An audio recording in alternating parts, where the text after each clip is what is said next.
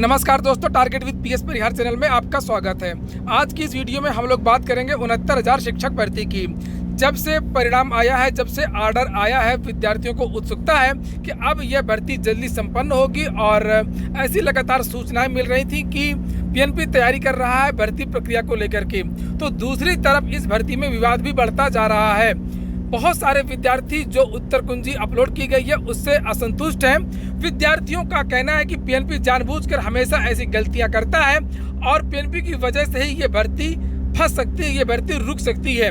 विद्यार्थी उत्तर कुंजी को लेकर के असंतुष्ट है। कुछ प्रश्नों को लेकर के उनका एक बड़ा आरोप है कि अगर जो प्रश्न सिलेबस के नहीं है, सिलेबस से बाहर के हैं, आउट ऑफ सिलेबस के हैं, अगर उनको हटाया जा सकता है तो विवादित जो प्रश्न है उनको क्यों नहीं हटाया गया।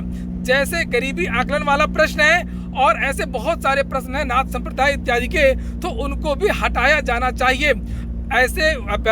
ये ऐसे भर्ती हैं जो 1 नंबर या 2 नंबर से रुक रहे हैं और उनको लगता है अगर इसमें भी कॉमन नंबर दे दिया जाए या कॉमन नंबर अगर ना भी दिया जाए तो केवल सुधार कर दिया जाए तो वो लोग 90-97 में आ सकते हैं।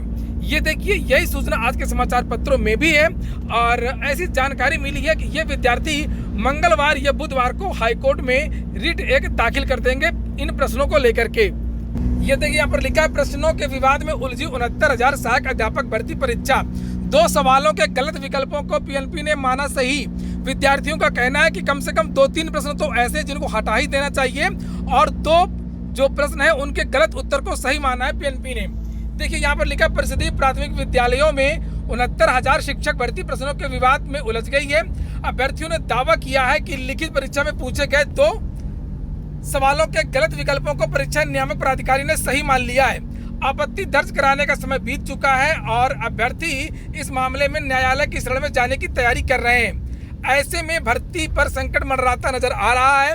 अभ्यर्थियों का दावा है कि लिखित परीक्षा के दौरान बी सीरीज की बुकलेट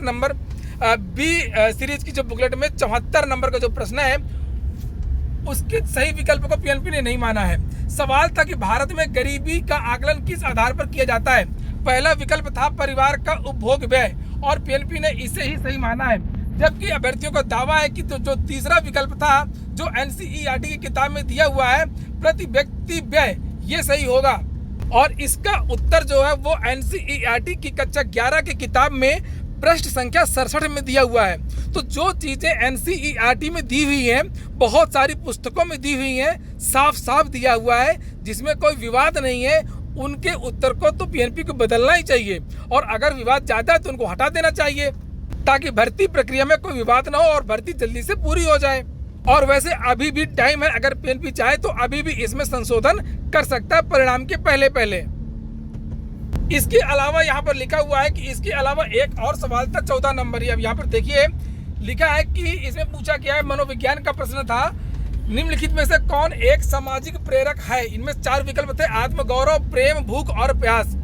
इनमें से पीएनपी ने पहले विकल्प आत्मगौरव को मान लिया है, जबकि विद्यार्थियों का दावा है कि उन्होंने बीटीसी के प्रथम सेमेस्टर में खूब पढ़ा है। पेज नंबर 106 में वहां पर लिखा हुआ है कि जो दूसरा विकल्प है प्रेम ही सही होगा और इसको भी पीएनपी ने नहीं माना है। तो पीएनपी को ऐसा सोचना चाहिए, कम से कम 1 साल का समय हो गया, 1 साल में कम से कम जो उत्तर कुंजी है वो तो संशोधित हो सकती थी। विषय विशेषज्ञों के द्वारा या अध्यापकों के द्वारा ऐसा कोई कार्य नहीं करना चाहिए जिससे कोई विवाद हो, मामला कोर्ट में जाए। देखिए, यहाँ पर भी लिखा हुआ है, उत्तर कुंजी पर गहराया विवाद।